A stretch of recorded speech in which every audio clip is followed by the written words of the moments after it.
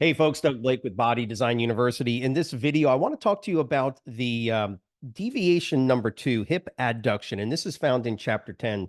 So once you get to chapter 10, the common postural deviations, you're going to see 5 of these common deviations. So deviation number 1 is the subtalar pronation supination. That's a pretty important one, and ACE, it tends to spend a little bit of time in here.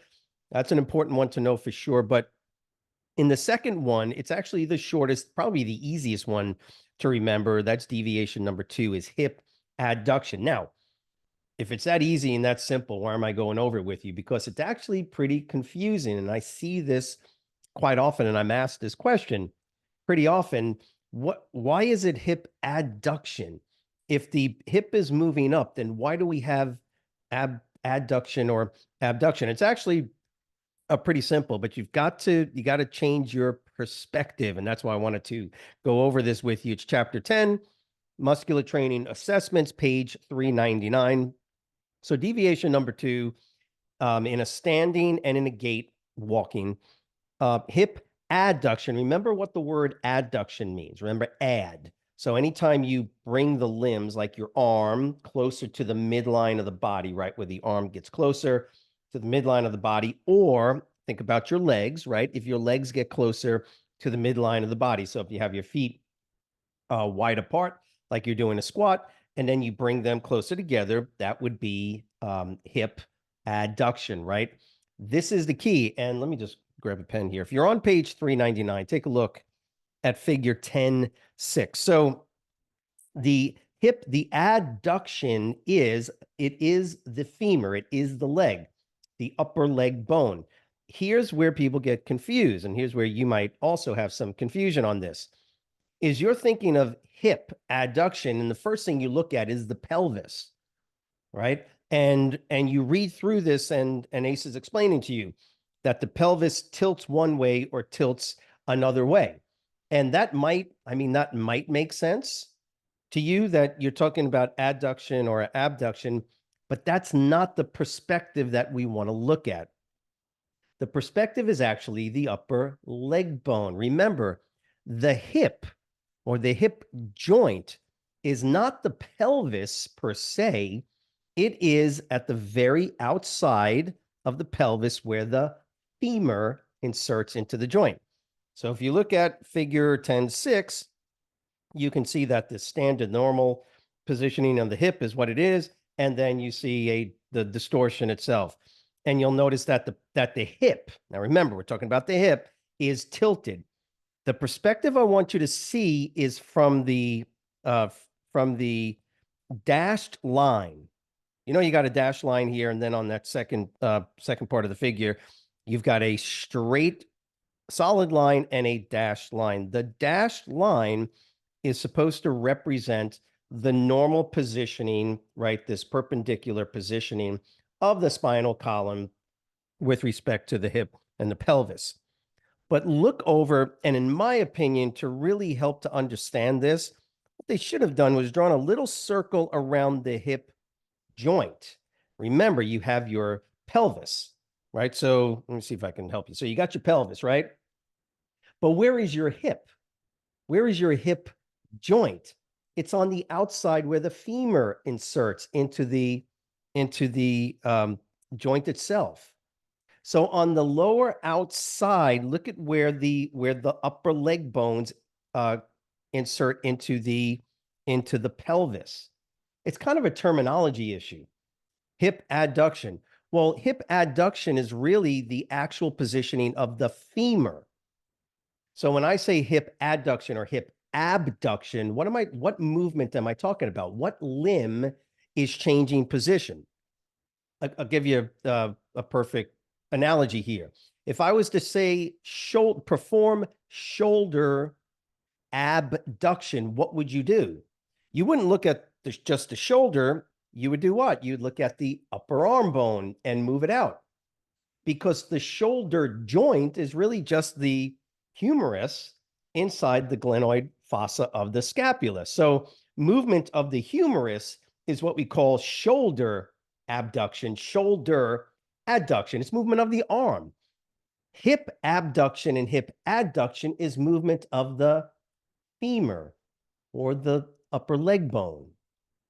So what I want you to do when you're looking at this is don't focus so much on the pelvis when you think about the term adduction or abduction. Essentially what's happening is that because the femur, because the upper leg bone attaches into the pelvis, anytime the pelvis moves, right, shifts up or shifts down, it changes the position or the angle between the pelvis and the leg. So watch. Let me see if I can get this. You guys can see this. So here's my upper leg and here's the pelvis. Watch, see the angle right here between my pinky and my pen. Watch what happens. I'll keep my pen the same position, but what happens if I lift my pelvis, my hand, my pinky? What happened to the angle? It decreased. You'll notice that the pen didn't move, the leg itself didn't move, but what happened is that the hip joint itself now has changed position because of the pelvis moving. Now, look, I could do this. I could just take my leg and I can move my leg in and out, and the pelvis doesn't move. Or I can have an immovable femur, but the pelvis shifts up and down. Can you all see the difference between that? One is the leg moves to create adduction or abduction. The other is the leg doesn't move, but the pelvis shifts up and shifts down. Adduction, abduction. I hope that makes sense. And that's basically all you're seeing. Like I say, in this picture, I would have I'd circle the hip joint and I'd put like an arrow next to it or something like that to give that perspective. So I hope that makes sense. The reason it's hip adduction is because the pelvis is moving, not the leg. Okay. If you're on an in or an out of thigh machine, for instance, the pelvis is stationary and then the femur or the upper leg moves in and out. Well, imagine now you don't have movement of the leg, you just have the pelvis moving, shifting. So when the pelvis shifts up, it essentially pulls the upper leg, it pulls the entire leg, but it pulls the leg up with it and decreases that angle. And that's what the solid straight line and that dashed line in that picture on the right is demonstrating. So, and by the way, that can happen for any number of reasons. They're saying that it could be, they're just giving you an example. If you sleep wrong or this and that, you ever notice? I get it quite often where my lower back hurts and it's only on one side, and I generally sleep on like one side, right? And so if that is the case, if I wanted to, it doesn't happen all the time, but I would have to be careful, and I could possibly develop a cause and effect relationship. Whenever I sleep on this side, my right side hurts. If I sleep on this side, left side, that would be a good indicator of what we're talking about here. I'll tell you another issue that develops, and of course we see this more with females more than males, is scoliosis.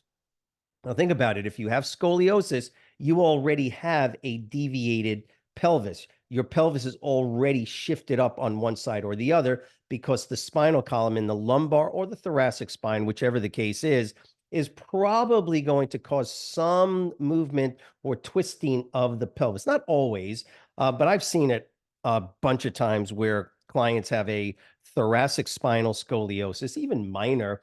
And because the thoracic spine is deviated, it causes a minor deviation in the lumbar spine. And remember, the lumbar spine all the way down connects to the sacral iliac. And what you got to do then is kind of imagine that if that gets twisted, it's going to take the normal pelvis and shift it one way or the other. It could be just really, really minor, but you could see something that then is related to that. And I've seen it where folks did have a actual length difference in their leg. Not that one leg was longer than the other. It's that the pelvis, because it was shifted only slightly, essentially moved one foot up a little bit higher off the ground. I'm literally talking about like millimeters.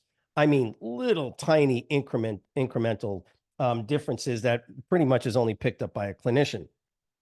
But I hope this makes sense because the deviation number two can be of of concern if you're not sure exactly why the term adduction is being used. Keep in mind, again, just as a summary, hip adduction is always the movement of or from the perspective of the femur. And if the femur doesn't move, but the pelvis moves and moves it up or down because it is twisted or because it is deviated, okay, it will appear to be adduction because the angle between the femur and the midline, that imaginary midline of the body, decreases, right? Adduction is when the femur, in the case of the lower leg, moves closer in towards the midline of the body. Abduction is away. And of course, what Ace will correctly explain to you is that when this happens, it lengthens and weakens the antagonistic muscles to the adductors, which are going to be the abductors, correct. So those abductors are going to generally get weaker, lengthen, and then you have all sorts of problems. I know for me, I'm constantly trying to stretch out my adductor muscles because remember, when if you look at figure 10.6, that's scenario. If that's like constant over days, weeks, months, years, your adductors, the inside, those guys in there, those guys will tighten up on you. I've got to stretch mine, even as I'm sitting here doing this video. I got to stretch out my adductors. And once I do that, interestingly enough, the pain in my lower back starts to subside a little bit. Well, what does that tell me? It tells me that I have overactive, I have muscles that are lengthened, weakened, and other muscles, and that's what you'll see in this type of scenario. Overstimulation of those adductor muscles will weaken the abductors. By the way, just I keep saying those terms over and over. Make sure you got those down. Adduction, abduction. Make sure you got them down pat. You know that movement of the feet outward or legs outward, legs inward is one or the other. Okay, so whew, I hope that was helpful. If it was, write the word understand in the comments section. By the way, if you want full access to the entirety of the ACE study materials that we provide, please go ahead, click that link in the description box below. Give us a thumbs up. If this information is helpful, then just let us know. If you got questions or you got comments, put them in the comment box as well. Subscribe to our channel, please. It's very helpful. You can head over to the Facebook group as well. We do have a private group that can help you in passing your ACE exam. So have a great week. We will see you next week. Thanks.